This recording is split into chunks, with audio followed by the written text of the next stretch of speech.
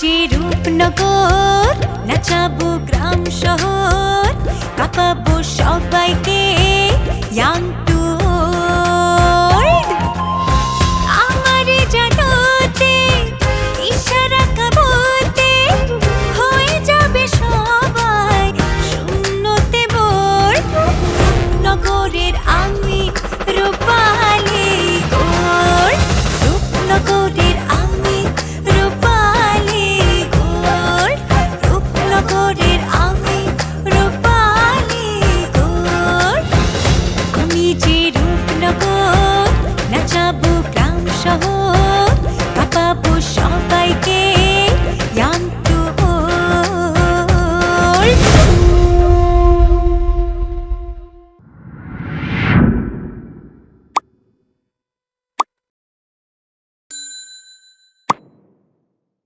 আমার ভাই কিছু করে নাই চাচা, সে নির্দোষ। কেউ ইচ্ছা কইরা তার এরকম করে ফাঁসাইছে। কে দোষী কে নির্দোষ সেটা তো আইনের কাজ। আপনি হলেন এই পরিবারের মূল স্তম্ভ, আপনার তো ভাঙ্গা পড়া চলবো না। শুনেন, আমরা নয়ন ভাইরে একা ছাড়তেছি না, যেভাবে হোক আমরা তার জেল থেকে ছাড়া আনুমি আনো। না না, আমি অবশ্য সেই চেষ্টা করতেছি, কিন্তু কেমন উকিল ধর্ম এটা আমি বুঝতেছি না। এই মামলার পেছনে অনেক বড় একটা নেটওয়ার্ক কাজ করছে বলে আমার সন্দেহ। যে মানুষটা যাই না শুনে আমার নির্দোষ ভাইটারে জেলে নিয়ে যাইতে পারলো, তার সম্পর্কে আমি কোনো অজুহাত শুনতে চাই না। দেখ টিয়া, তুই কিন্তু আবারও রাগের মাথায় বিচার করতেছস। একটা জিনিস কি জানোস? কি? আজকে বিদ্যুৎ কিন্তু বাসায় আইছিল। কি? মার লগেও কথা কইছে, আমার লগেও কথা কইছে, আর এটাও কইছে ধীরে ধীরে সবকিছু ঠিক হয়ে যাব। হতাশ না হওয়ার প্রতিশ্রুতি দিছে। সত্যিই কইছে? তাইলে কি তোর লগে আমি মিথ্যা কথা কইতেছি? আমার কোনো লাভ আছে? তার মানে কি সে সত্যি সত্যি ভাইয়ের লেগে চেষ্টা করবো? তার কথা শুনে তো আমার তাই মনে হয়েছে। ওরে বাপ রে বাপ, এতক্ষণ না তুই অনেক রাগ হয়ে আসিলি, আর যেই বললাম সত্যি চেষ্টা করতেছে, একদম বরফের মতো কইরা গইলা পানি হয়ে গেছে। আপু তুই না যা। ও আমি কি? হ্যাঁ, এখন বিদ্যুতের নাম শুই না কারো মুখে এরকম যদি লাল হয়ে যায়, তাহলে দেখেন আমার কোনো দোষ নেই। আপু প্লিজ অন্য কথা কো প্লিজ। আচ্ছা ঠিক আছে, আর খোঁচা দিব না তোরে, ঠিক আছে? আচ্ছা মা কই? মারে একটু আগে দেখছিলাম ঘরের ভিতরে যেতে, দেখ হয়তো নামাজ পড়তেছে, নাহলে চুপ করে বসে আছে হয়তো। আচ্ছা তাহলে আমি যাই, মা লোকের দেখা করে আসি।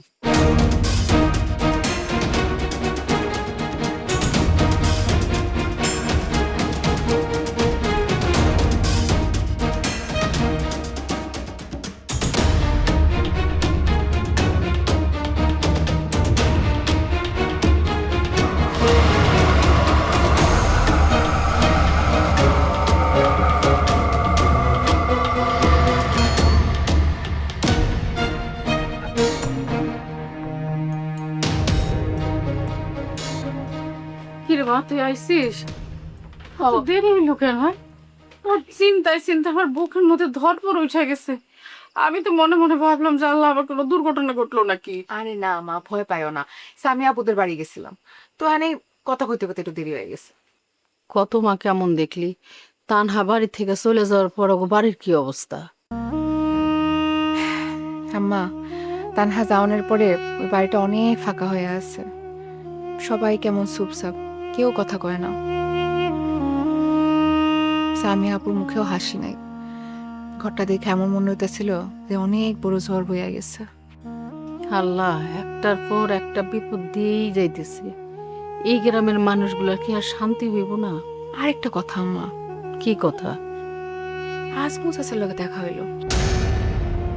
কি কইলো? প্রথমে তো স্বাভাবিক থাকারই চেষ্টা করলো, আমারে জিগাইলো আমি কেমন আছি, কিন্তু যখন আমি ভাইয়ার কথাটা তুললাম তখন কেমন জানি বদলাই গেল। বদলাই গেল মানে? আমি কইলাম যে ভাই তো নির্দোষ, তারে নিশ্চয়ই কেউ ফাঁসাইছে। তখন সে কইতাছে যে আইনের নিয়মেই নাকি তার বিচার হইব, যদি সে নির্দোষ হয় তাহলে সে মুক্তি পাইব। কেমন জানি কাঠকুট্টার জবাব ছিল। কিন্তু আম্মা, তার চোখের দিকে তাকায়া আমার কেমন জানি লাগলো। মনে হইলো উনি অনেক কিছু জানেন কিন্তু কিছু কইতেছেন না। বারবার চোখ সরায় ফেলতেছিল, আমার চোখের দিকে তাকাইতেই পারতেছিল না। আমি জানতাম কি জানতাম না? মানুষের মুখ মিথ্যা কইতে পারে, কিন্তু মানুষের চোখ কোনো দিন মিথ্যা কইতে পারে না। তুই যেই কথা বলি তাতে তো আমার মনের সন্দেহ তুই আরো বাড়াই দিলি রে মা। আমা, তুমি কি সত্যিই মনে করো আজমল চাচা কিছু জানতো? আমি জানি না কিছু, কিন্তু আমি একটা কথা জানি, যার যাই হোক আমার নয়ন কোনোদিন মানুষ খুন করতে পারে না। যে মানুষ নিজের ক্ষতি কইরা অন্য মানুষের উপকার করে, সে মানুষ কিভাবে আরেকটা মানুষের প্রাণ নেয়? আমার মা হয়ে এইটুক তো বিশ্বাস আমার সন্তানের প্রতি আমার আছে। আম্মা, ভাই নির্দোষ।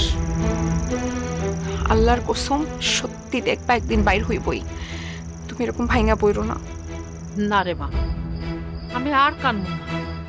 কানলে যদি মানুষ ছাড়া পাইতো তাহলে দুই চোখ দিয়ে আমি কাইন্দা নদী বহায় দিতাম।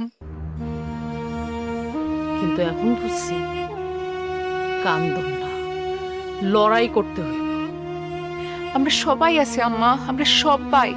দেখবা যে সবাই মিললে আমরা ভাইয়ারে ফেরত আনো। ঠিক কইছিস মা, আমি আর আমার পোলার জন্য চোখের পানি ফেলাম না। আল্লাহর কাছে খালি দুই হাত তুইলে দোয়া করমু আর জয় হওয়ার জন্য লড়মু। আল্লাহ যদি ন্যায় বিচার করে তাহলে আমার সন্তান আবার আগের মতো সম্মান নিয়ে মাথা উঁচু করে আমার ঘরে ফিরে আইব ইনশাআল্লাহ। কি রান্না করবো আজকে রাতে? মায়ের হাতের খিচুড়ি। তাহলে খিচুড়ি। খিচুড়ি? এসব খাওয়ার কথা কইয়া মারে ভোলানো হচ্ছে না? না না না না, তুমি তো আমার লক্ষ্মী মা, শোনা মামা।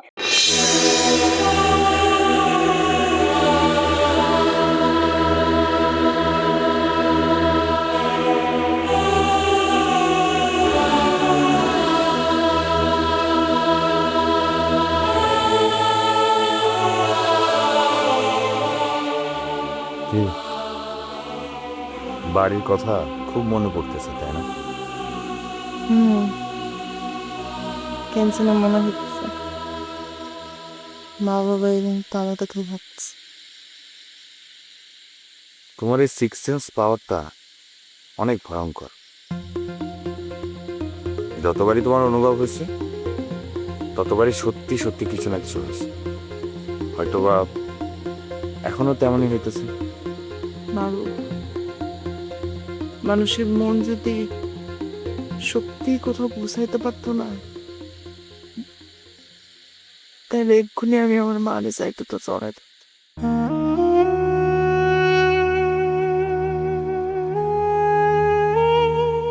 কামরা, এখন আর এসব ভেবে কি লাভ?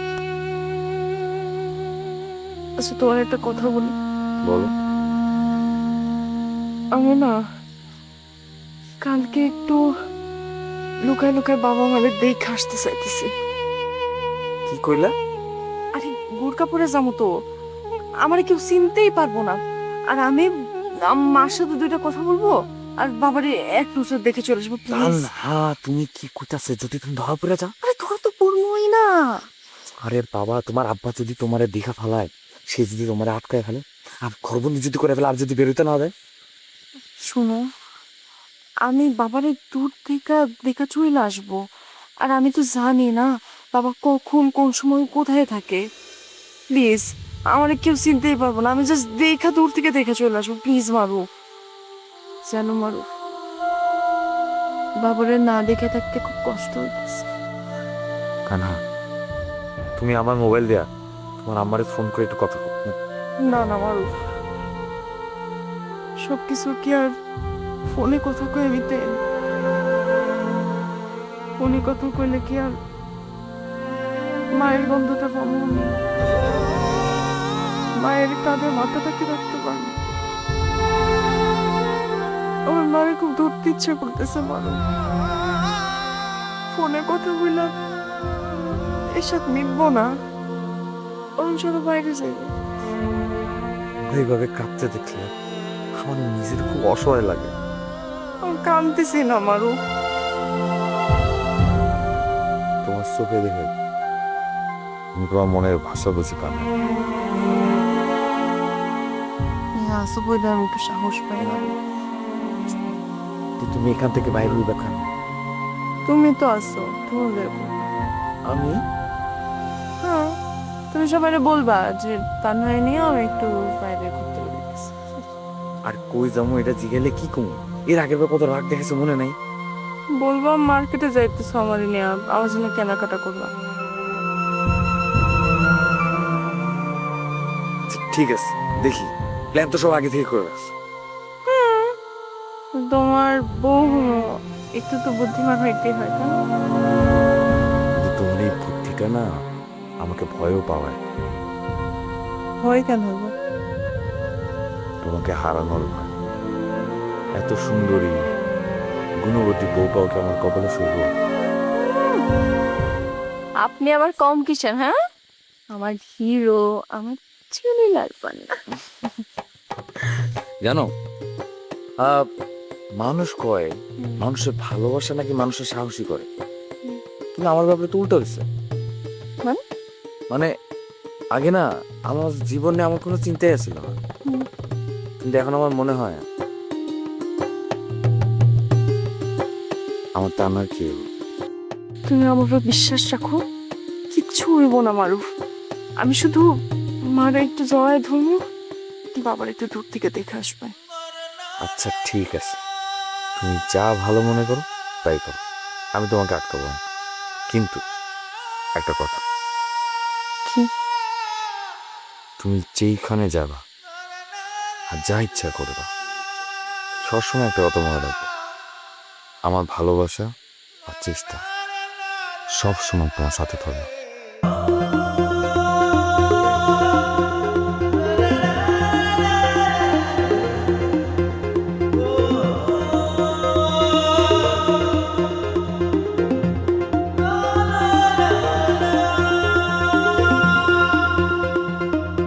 আপনাকে এখন আমার সাথে একটু থানায় যেতে হবে। গুগল হত্যা মামলায় আপনার বিরুদ্ধে গ্রেফতারি পরোয়ানা জারি করা হয়েছে।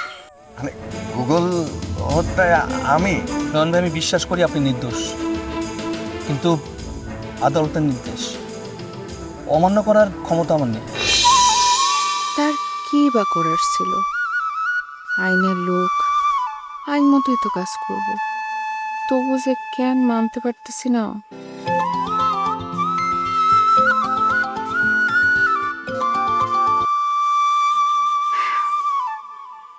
হ্যালো ইভা।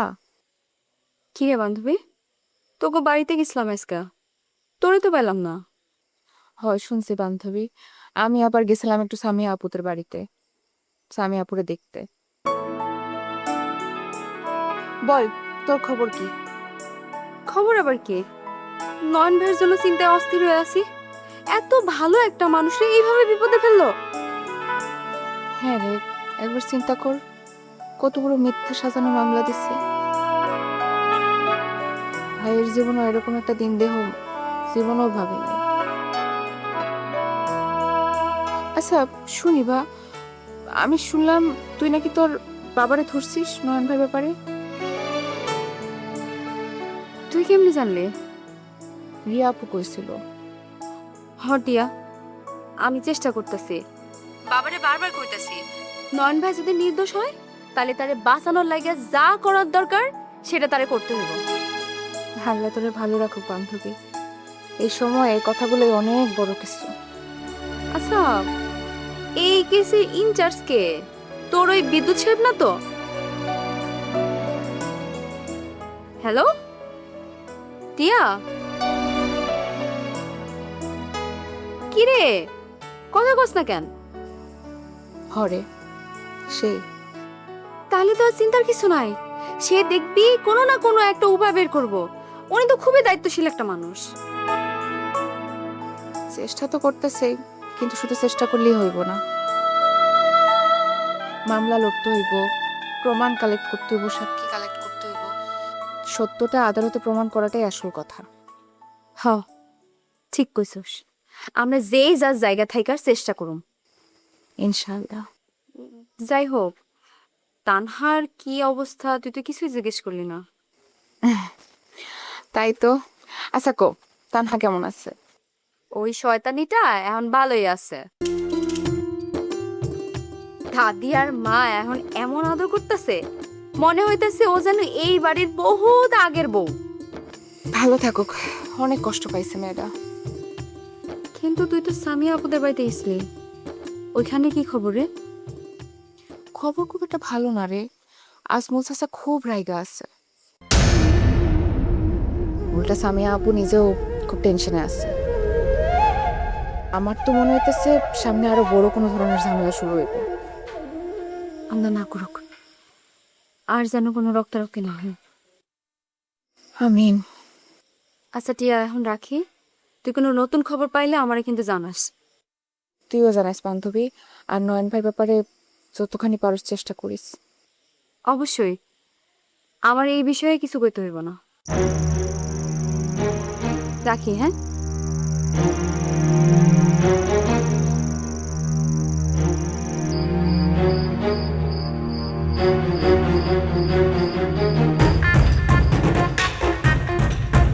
এই অবস্থায় তার তো কোনো অবস্থা খেয়াল থাকবো। এ বাবা জি, এখন তুমি বউ হও নাই, তাতে এত টেনশন।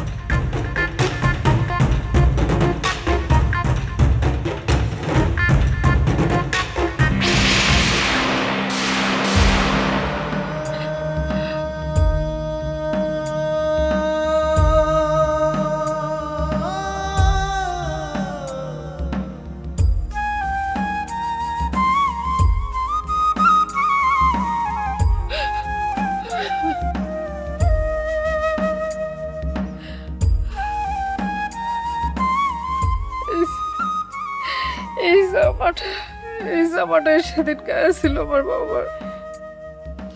আমি কতদিন কইছি যে বাবা একটা শার্ট কিন, আমারে কইছে মা এই জামাটা আমার অনেক পছন্দ, আমি এটাই পরবো। কিন্তু আমি তো জানতাম আমার পোলা কেন না করছে, কারণ ওই টাকাটা হয়তো নিজের সংসারে খরচ করব, না হয়তো কোনো অসহায় মানুষের হাতে তুলে দিব। আমার নয়নের খালি এটাই চাওয়া ছিল জীবনে।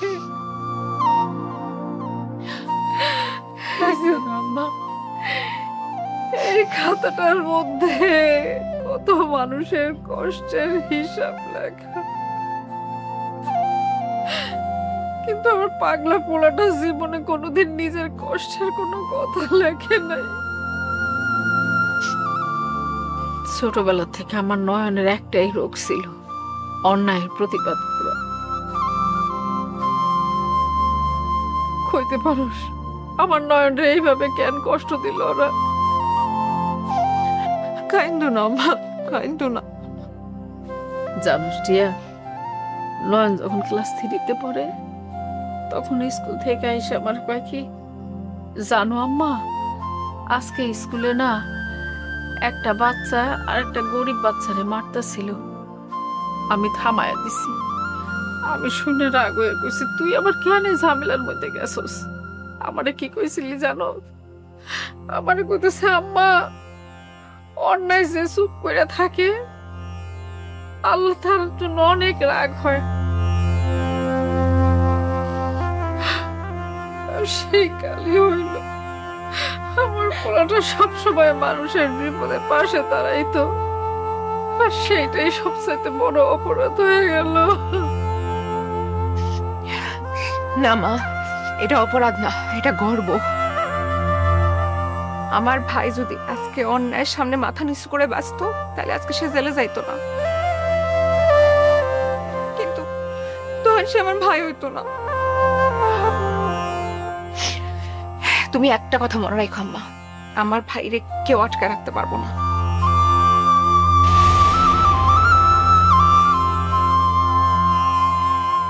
আমার মনে হয় রুস্তম ভাইয়ের আগের মতো নাই, বদলাই গেছে। আমিও তাই মনে করি রে। আল্লাহ যদি মানুষের অন্তর বদলায় দেয়, এর চেয়ে অলৌকিক কিছু হইতে পারে না। আমি তো আইছি তোমাদের দুজন একটু দেখার জন্য, খাওয়ার জন্য না। আর রাস্তায় মানুষ দাঁড়ায় আছে, আমার যাইতে হইব। আর বাবা যদি টের পায়, তুমি বুঝতেছো কি হইব? আল্লাহ, মানুষরে এমন পরীক্ষা কেন দাও তুমি? বাবা আমার একটু সময় দাও, একদিন আর লুকায় না, তোমার সামনে এসে আমি দাঁড়াবো।